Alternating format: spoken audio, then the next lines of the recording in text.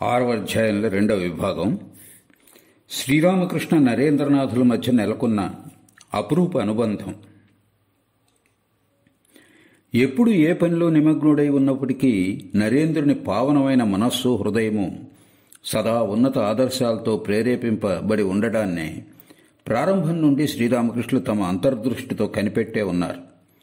అందుకే నరేంద్రునితోటి శ్రీరామకృష్ణుల దైనందిన ప్రవర్తన అరుదైన కోమలత్వాన్ని కలిగి ఉండేది.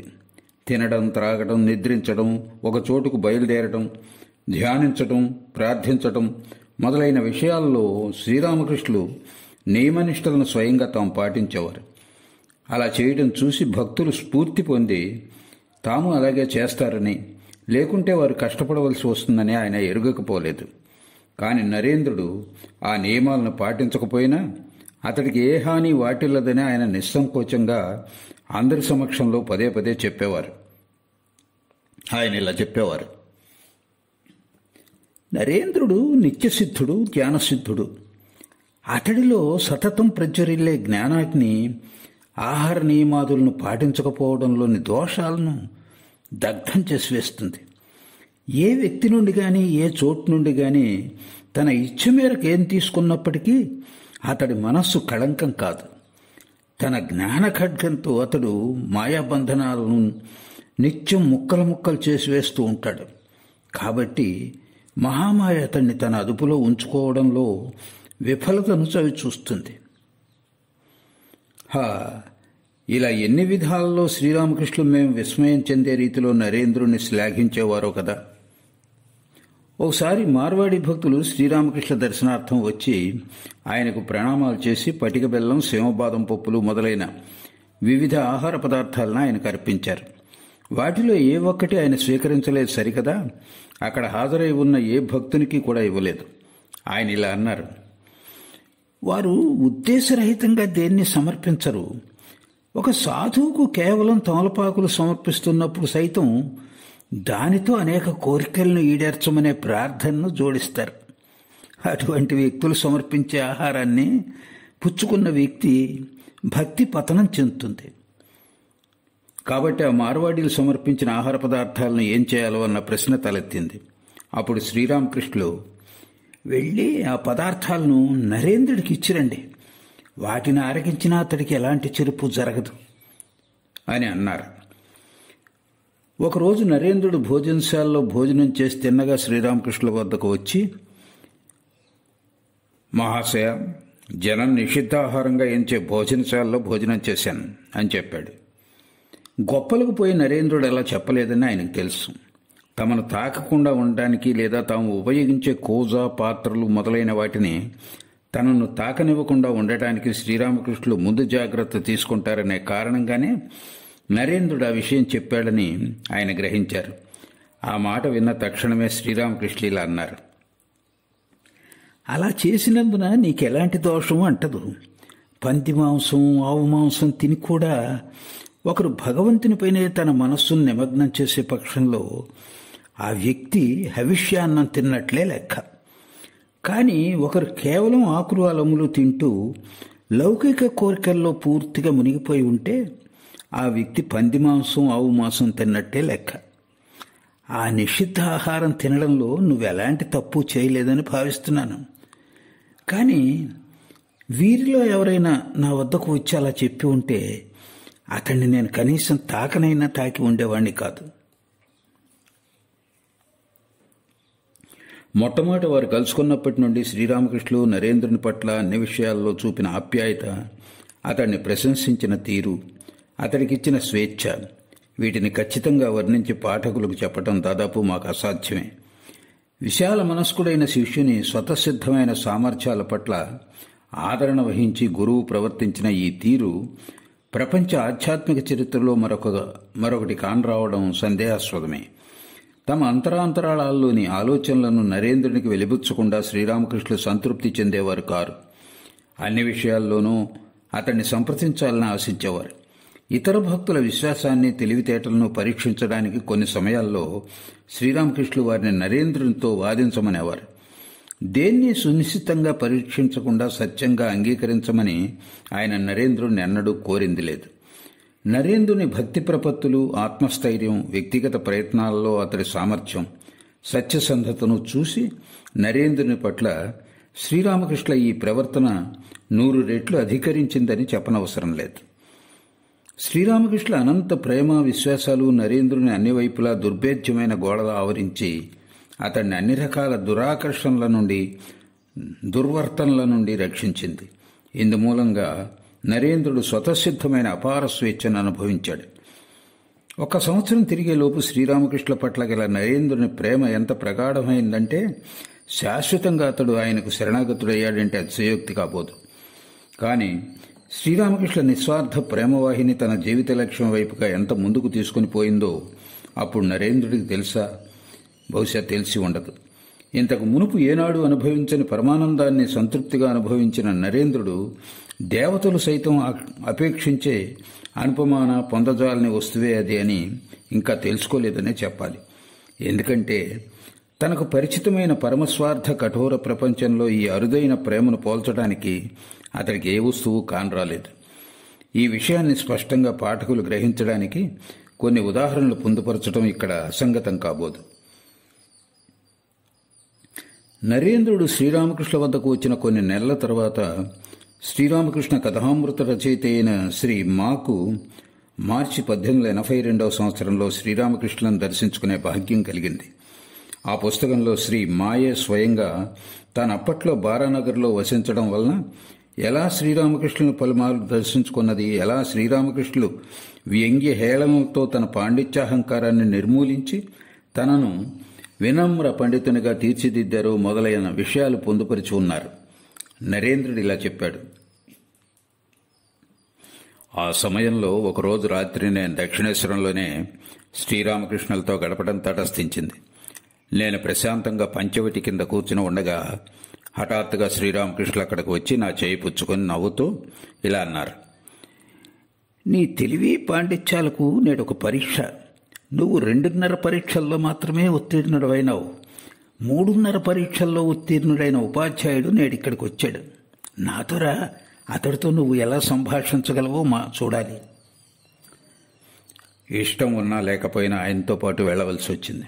శ్రీరామకృష్ణ గదిలో మాతో పరిచయమైన తరువాత వివిధ అంశాల మీద ఆయనతో మాట్లాడనారంభించాను. మమ్మల్ని అలా సంభాషణలో మగ్నం చేసి శ్రీరామకృష్ణులు నిశ్శబ్దంగా కూర్చుని మా మాటలు వింటూ మమ్మల్ని గమనించసాగారు. శ్రీ మా ఆయన వద్ద సెలవు పుచ్చుకుని వెళ్లిపోయిన తర్వాత శ్రీరామకృష్ణులు, ఆ పరీక్షల్లో అతడు ఉత్తీర్ణుడైతే మాత్రమేమిటి, ఉపాధ్యాయుడు స్త్రీలా సిగ్గుపడే స్వభావం కలవాడు, ఉద్ఘాటిస్తూ మాట్లాడలేడు అని అన్నారు. ఆ విధంగా ఇతరులతో నన్ను పోటీకి నిలబెట్టి శ్రీరామకృష్ణులు వినోదించేవారు. అప్పుడు నరేంద్రుడు BA పరీక్షలకు చదువుతున్నాడు. శ్రీ మా అప్పటికే ఆ పరీక్షలో ఉత్తీర్ణుడై న్యాయశాస్త్రం చదువుతున్నాడు. ఈ విషయాలను శ్రీరామకృష్ణులు ఈ రీతిలో వ్యక్తం చేశారు: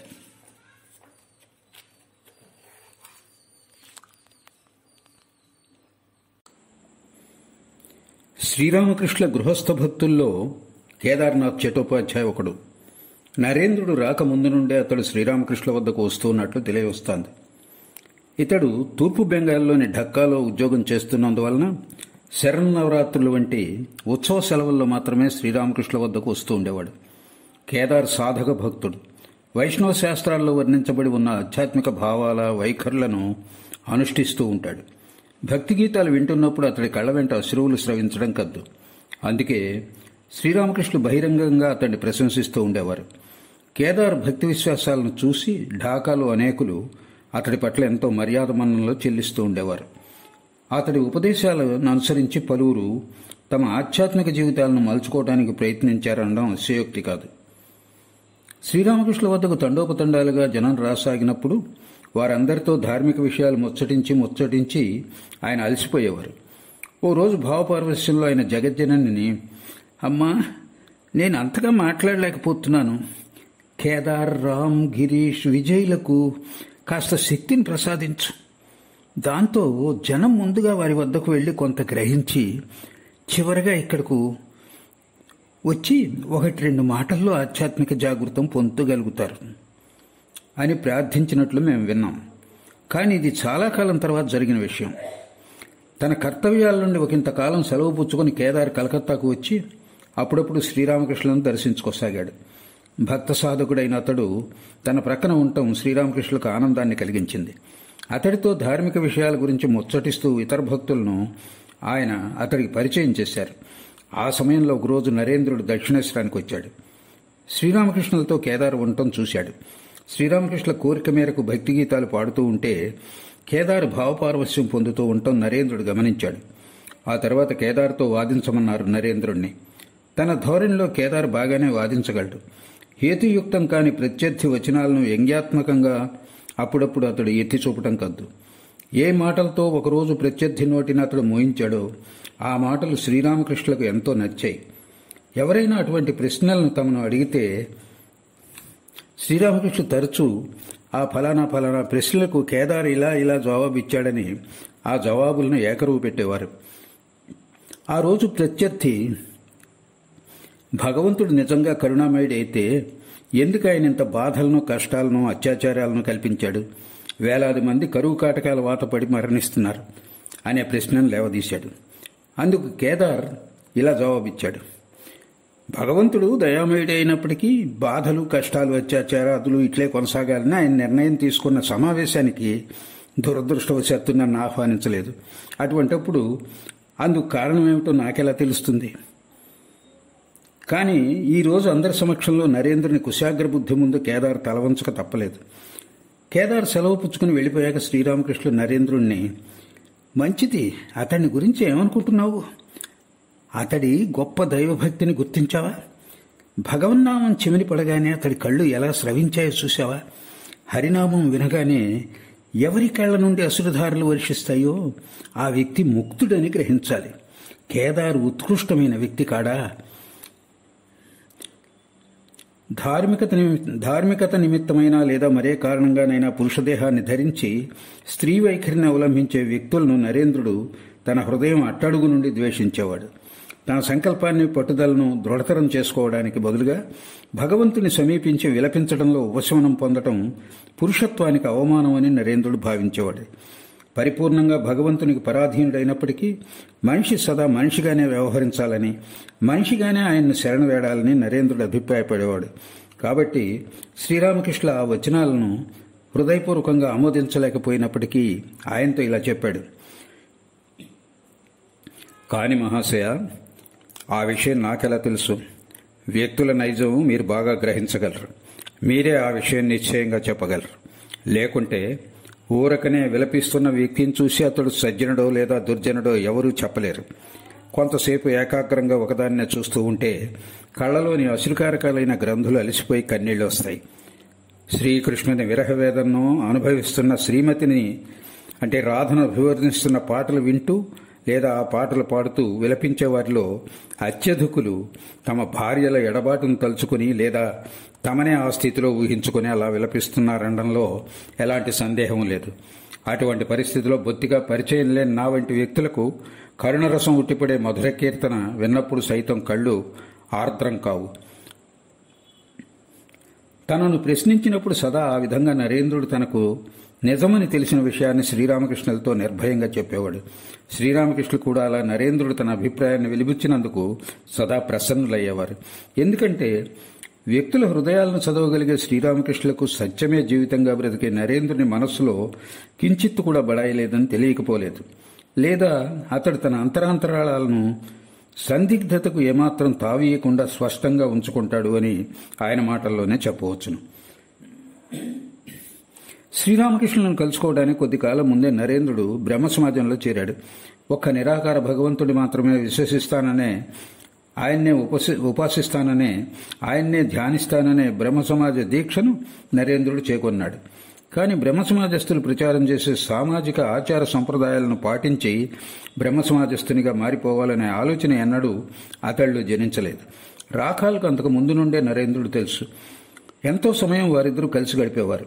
నరేంద్రుని ఆప్యాయత ఉట్టిపడే ప్రవర్తనకు ముగ్ధుడైన బాలక స్వభావుడైన రాఖాల్ నరేంద్రుని పట్ల ప్రగాఢ నమ్మకం కలిగి ఉండటమే కాక నరేంద్రుడి సంకల్ప శక్తి ద్వారా అన్ని విషయాల్లో క్రమబద్ధతను సంతరించుకున్నాడనడంలో ఎలాంటి ఆశ్చర్యం లేదు. కాబట్టి నరేంద్రుని సలహా మేరకు బ్రహ్మ సమాజ దీక్షను తాను చేకొన్నాడు.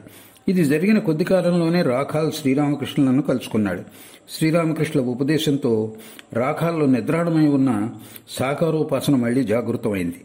ఆ తర్వాత కొద్ది కాలంలోనే నరేంద్రుడు దక్షిణేశ్వరానికి వచ్చాడు. అక్కడ రాఖాలు ఉండటం చూసి ఎంతో సంతోషించాడు. కొన్ని రోజులు గడిచాక శ్రీరామకృష్ణులతో పాటు కాళికాలయానికి వెళ్లి రాఖాల్ విగ్రహారాధన చేయటం నరేంద్రుడు చూశాడు. అది చూసి సత్యసంధుడైన నరేంద్రుడు నిరాశ చెందాడు. రాఖాల్కు పూర్వం పుచ్చుకున్న బ్రహ్మ సమాజ దీక్షను గుర్తు చేసి, ఆలయానికి వెళ్లి విగ్రహాలకు ప్రణామం చేయటం వలన నువ్వు దీక్షాభంగం అపరాధానికి గురైనావు అంటూ శుతిమెత్తగా చివాట్లు పెట్టాడు. రాఖాల్ ఆ మాటలు విని మౌనం వహించాడు. అప్పటి నుండి నరేంద్రుని కలుసుకోవాలంటే రాఖాల్కు భయము, జంకు ఏర్పడ్డాయి. ఆ తర్వాత రాఖాల్ ఎందుకు అలా ప్రవర్తించాడో తెలుసుకుని శ్రీరామకృష్ణులు నచ్చచెప్పే ధోరణిలో ఆప్యాయంగా నరేంద్రుడితో ఇలా చెప్పారు. ఇలా చూడు, రాఖాల్ను ఇకపై నిందించవద్దు.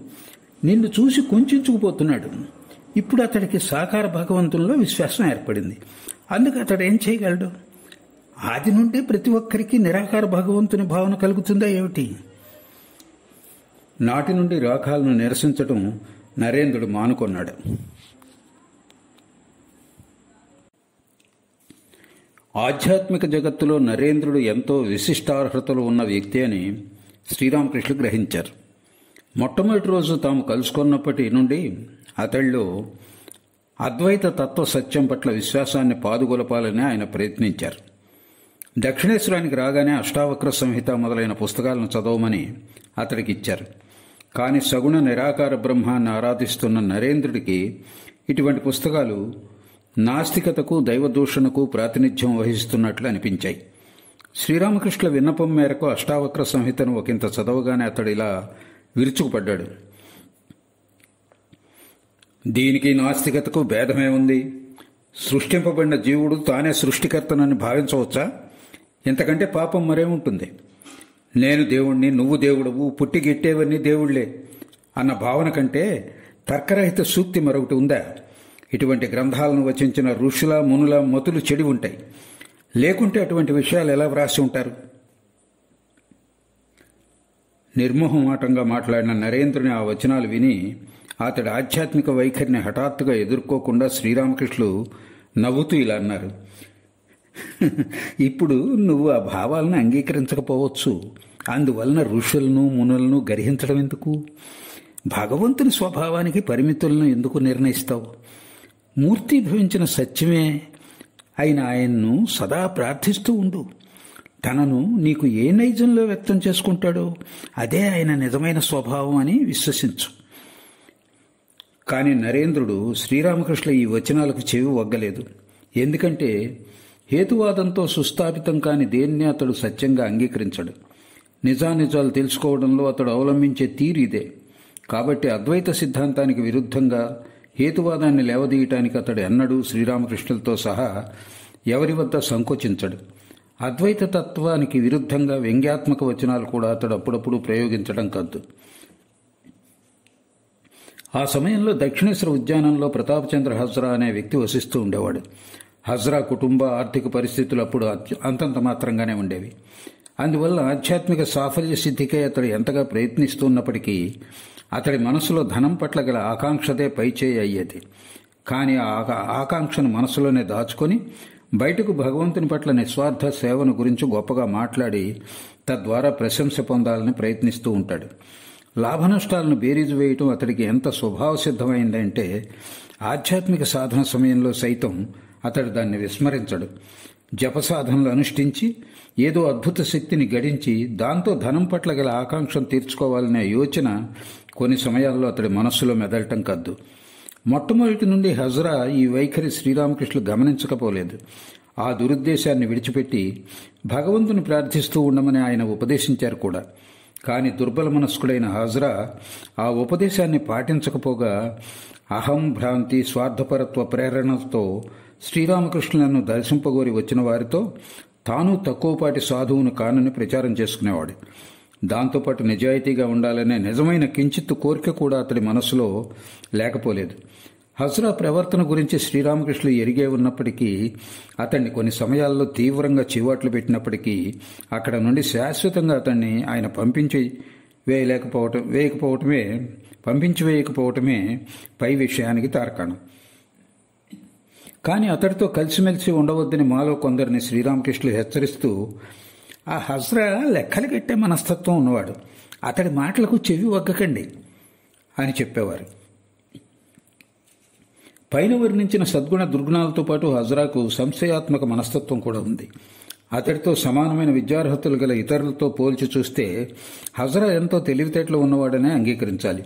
కాబట్టి ఆంగ్ల విద్యను అభ్యసించిన నరేంద్రుని వంటి వ్యక్తులు పాశ్చాత్య అజ్ఞేయవాద తత్వవేత్తల సిద్ధాంతాలను చర్చించుకోవటం విని కించిత్ అర్థం చేసుకోగలిగేవాడు హజ్రా. అందుచేత నరేంద్రుడు దక్షిణేశ్వరం వచ్చినప్పుడు తీరిక దొరికితే 1 గంటో లేక 2 గంటలు హజ్రాతో సంభాషిస్తూ గడిపేవాడు. నరేంద్రుని కుశాగ్ర బుద్ధి ముందు హజ్రా తలవంచక తప్పేది కాదు.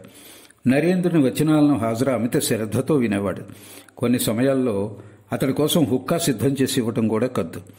హజ్రా పట్ల నరేంద్రుని ఆ వైఖరిని చూసి మేము హజ్రా నరేంద్రుని నేస్తం అంటూ పరిహసించేవాళ్లం. నరేంద్రుడు కళ్ళబడగానే శ్రీరామకృష్ణులు తరచూ భావపారవశ్యంలో మగ్నులయ్యేవారు. పాక్షికంగా బాహ్య చైతన్యంలోకి వచ్చిన తర్వాత అతడితో చాలాసేపు ఆధ్యాత్మిక విషయాలు ముచ్చటిస్తూ ఆనందించేవారు.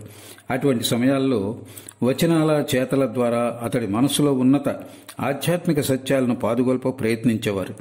అప్పుడప్పుడు ఆయన భక్తి గీతాలు వినగోరేవారు. కానీ నరేంద్రుని సుమధుర కంఠస్వరం వింటూ ఉండగానే మళ్లీ ఆయన భావపారవశ్య మగ్నులయ్యేవారు.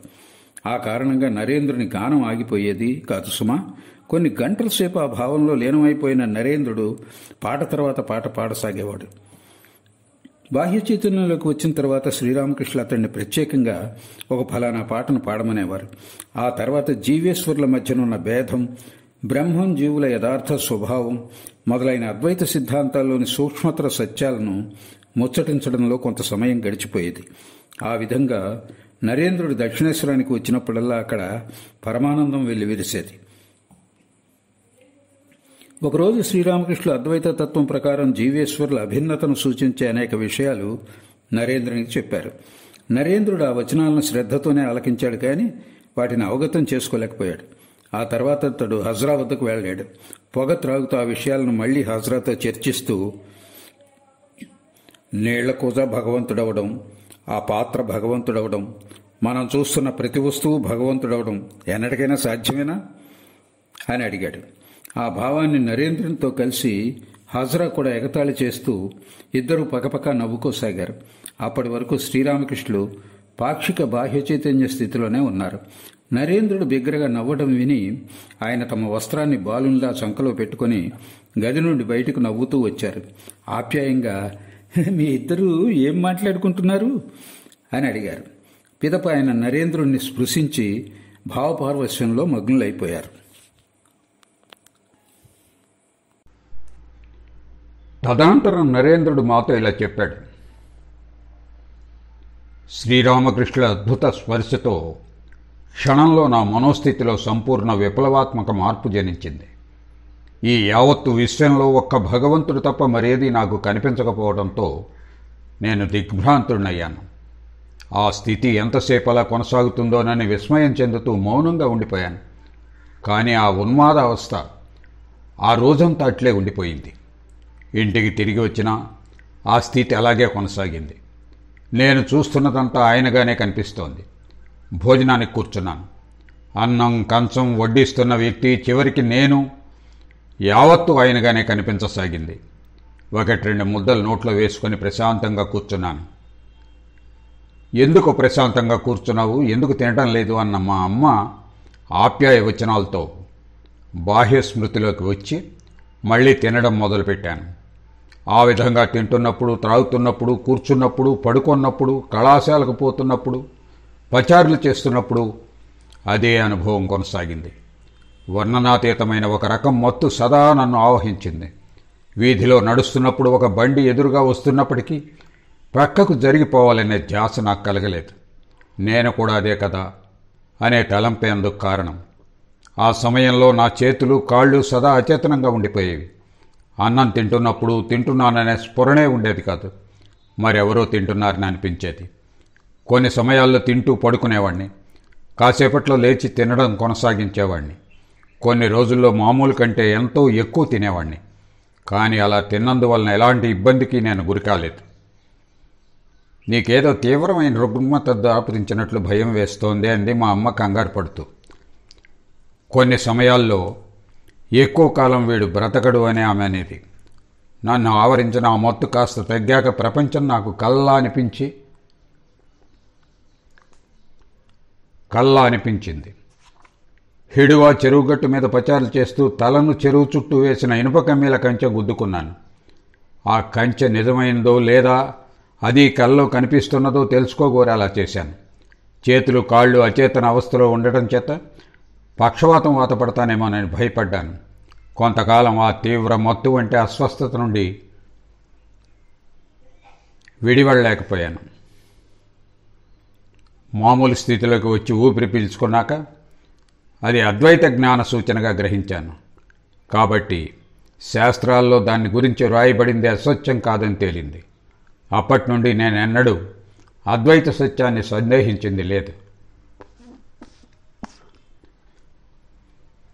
మరొక సందర్భంలో నరేంద్రుడి నుండి మరో అద్భుత సంఘటన గురించి విన్నాం. మేం బాగా పరిచయస్థులమైనాక 1884 సంవత్సరం శీతకాలంలో ఆ సంఘటన గురించి నరేంద్రుడు మాతో ప్రస్తావించాడు. ఆ సమయంలోనే ఆ సంఘటన జరిగిందని మేము ఊహించాం. సిమ్లాపేటలోని గౌర్మోహన్ ముఖర్జీ వీధిలోని నరేంద్రుని ఇంటికి మధ్యాహ్నం కాబోతుండగా వెళ్ళి అతడితో అక్కడే రాత్రి 11 గంటల దాకా ఉన్నట్లు మాకు బాగా గుర్తు. ఆ రోజు రామకృష్ణానంద స్వామి కూడా మాతోనే ఉన్నాడు. మొదటి రోజు నరేంద్రుని చూసినప్పటి నుండి మాకు అతడి పట్ల కలిగిన అలౌకిక ఆకర్షణ ఆ రోజు భగవత్ సంకల్పంతో 1000 రెట్లు అధికరించింది. ఇంతకుముందు శ్రీరామకృష్ణులను సిద్ధులని, అంటే భగవత్ సాక్షాత్కారం పొందిన వ్యక్తి అని మాత్రమే మేము భావించాం. కానీ ఆ రోజు శ్రీరామకృష్ణ గురించిన నరేంద్రుని వచనాలు మా హృదయాల్లోకి చొచ్చుకొని పోయి మా మనస్సులపై నూతన వెలుగును ప్రసరింపజేశాయి. యేసుక్రీస్తు, చైతన్యులు వంటి మహాపురుషుల, జగద్గురువుల జీవిత చరిత్రలో నమోదైన అసాధారణ సంఘటనలను మేము అప్పటికి వరకు నమ్మేవారం కాదు. కానీ అటువంటి అసాధారణ సంఘటనలు శ్రీరామకృష్ణ జీవితంలో నిత్యం జరుగుతున్నాయని నరేంద్రుని వచనాలను బట్టి మేము గ్రహించాం. తమను ఆశ్రయించిన వారికి స్పర్శమాత్రంగా భక్తిని ప్రసాదించారు. సంకల్పమాత్రాన హృదయ బంధనాలను త్రెంచివేసి గత సంస్కారాలను చెరిపివేశారు. తమను శరణుజొచ్చిన వారిని భావపార్వశ్యంలో ముంచివేసి దివ్యానందాన్ని చూపించారు. వారి జీవిత గమనాన్ని ఆధ్యాత్మిక పథంలోకి త్రిప్పి సత్వరమే వారు భగవత్ సాక్షాత్కారం పొంది తద్వారా శాశ్వతంగా తరించిపోయేలా చేయడము కద్దు. ఆనాటి మునిమాపు వేళ నరేంద్రుడు మమ్మల్ని హెడువా చెరువుగట్టు వద్దకు తోడుకొని వెళ్ళి శ్రీరామకృష్ణ అనుగ్రహం వలన తాను పొందిన దివ్యానుభూతులను వివరించి చెప్పడం మాకు బాగా గుర్తు. తన్మయుడే కొంతసేపు మౌనంగా ఉండిపోయాడు. తర్వాత తన హృదయం పొందుతున్న పరమానందాన్ని సుమధుర కంఠంతో ఈ పాట రూపంలో వ్యక్తం చేశాడు. ప్రేమ సంపదను పంపిణీ చేస్తున్నాడు చైతన్యుడు, దానిని పొంద ప్రతి ఒక్కరిని ఆహ్వానిస్తున్నాడు నితాయి. అసంఖ్యాక కలశాలలో ఆ ప్రేమ సంపదను పంపిణీ చేసినప్పటికీ అది తరగదు. శాంతిపూర్ నదియాలు ఆ ప్రేమ వెలువలో మునిగి తేలుతున్నాయి. అవును, ఆ అద్భుత చైతన్యుల ప్రేమామృతంలో అవి మునిగి ఆనందిస్తున్నాయి. పాట ముగిసింది. స్వగతంలోనూ నరేంద్రుడు మెల్లగా ఇలా అన్నాడు. నిజానికి ఆయన ప్రేమను పంచిపెడుతున్నారు. చైతన్యులు ప్రేమ, భక్తి, దివ్యజ్ఞానం, ముక్తి ఏది ఎవరు కోరితే దాన్ని అనుగ్రహిస్తున్నాడు. ఏమో అద్భుత శక్తి. అతడు నిశ్చలంగా ఒకంతసేపు కూర్చుండిపోయాడు. తలుపు గడియ పెట్టి నా పరుపు మీద రాత్రి పడుకునే ఉన్నాను. అప్పుడు హఠాత్తుగా ఆయన నన్ను, ఈ దేహంలో జీవిస్తున్న వ్యక్తిని ఆకర్షించి దక్షిణేశ్వరానికి తోడ్కొని వెళ్లారు. అక్కడ నాకు మహోపదేశాలు చేశారు. నాతో అనేక విషయాల గురించి ముచ్చటించారు. వెనక్కు తిరిగి వెళ్ళటానికి అనుమతించారు. తాము ఇష్టపడింది దేన్నైనా ఆయన చేయగలరు. ఈ దక్షిణేశ్వర చైతన్యులు ఏదన్నా చేయగలరు. మునిమాపు వేళ గడిచి క్రమంగా అంతటా గాఢాంధకారం కమ్ముకుంది. మేము ఒకరినొకరం చూసుకోలేకపోతున్నాం. ఆ అవసరం కూడా లేదు. ఎందుకంటే నరేంద్రుని ఆధ్యాత్మిక భావోద్వేగ రాశి మా హృదయసీమల్లో గాఢంగా చొచ్చుకుపోయి మా శరీరాలు తూలిపోతూ ఈ ప్రపంచం కాల్పనిక జగత్తులోకి తిరోగమిస్తున్నంత ఉన్మత్తతను మా మనస్సులో ఉత్పన్నం చేసింది. పైగా వేలాది జీవుల గత సంస్కార బంధనాలను దగ్ధం చేసే అనంతమయుడైన భగవంతుడు పరిమిత మానవమూర్తిగా తేజో విరాజమానుడిగా వ్యక్తమవుతాడనే వాస్తవం మాకప్పుడు వెల్లడైంది. కాలం ఎలా గడిచిపోయిందో మాకు తెలియలేదు. కానీ హఠాత్తుగా 9 గంటలు అయినట్లు తెలియవచ్చింది. రండి వెళదాం, కాస్త దూరం దాకా మీ కూడా వస్తాను అన్న నరేంద్రుని మాటలు విన్నప్పుడు అతడి వద్ద నుండి సెలవు పుచ్చుకోవడానికి నా మనస్సు విముఖత చూపింది. మేం వెళుతూ కూడా ఆసక్తికరమైన చర్చల్లో మునిగిపోయాం. మేం చంపాతల సమీపంలోని ఇంటి వద్దకు రాగానే నరేంద్రుని అంత దూరం వరకు నడిపించి తీసుకురావడం మా మూర్ఖత్వంగా భావించాం. కాబట్టి అతన్ని ఇంట్లోకి ఆహ్వానించి పలహారం సమర్పించి తరువాత ఇంటి దాకా తోడ్కొని వెళ్ళి దింపి వచ్చాం. ఆ రోజు జరిగిన మరొక సంఘటన స్పష్టంగా నాకు గుర్తుంది. మా ఇంట్లోకి ప్రవేశించగానే నరేంద్రుడు నిశ్చలంగా నిలబడిపోయి ఇలా అన్నాడు. ఇంతకు ముందు ఎప్పుడో ఈ ఇంటిని చూసినట్లుగా ఉంది. ఇక్కడ ప్రతి ఒక్కటి నాకు బాగా తెలిసినట్లుగా కనిపిస్తున్నది. అన్ని గదులు, ఆ గదులకు దారితీసే మార్గాలు నాకు చిరపరిచితమైనట్లు తోస్తున్నది. ఎంత విచిత్రం, అద్భుతం. ఈ పుస్తకంలో మరో చోట తన జీవితంలో అప్పుడప్పుడు నరేంద్రుడు ఇటువంటి అనుభవాలను ఎలా పొంది ఉన్నాడో, ఆవయనము, ఇటువంటి అసాధారణ ఘటనలకు అతడిచ్చిన హేతువులు మేం పొందుపరిచి ఉండటం పాఠకులకు జ్ఞాపకం ఉంటుంది. కాబట్టి వీటిని ఇక్కడ మళ్లీ ప్రస్తావించడం లేదు.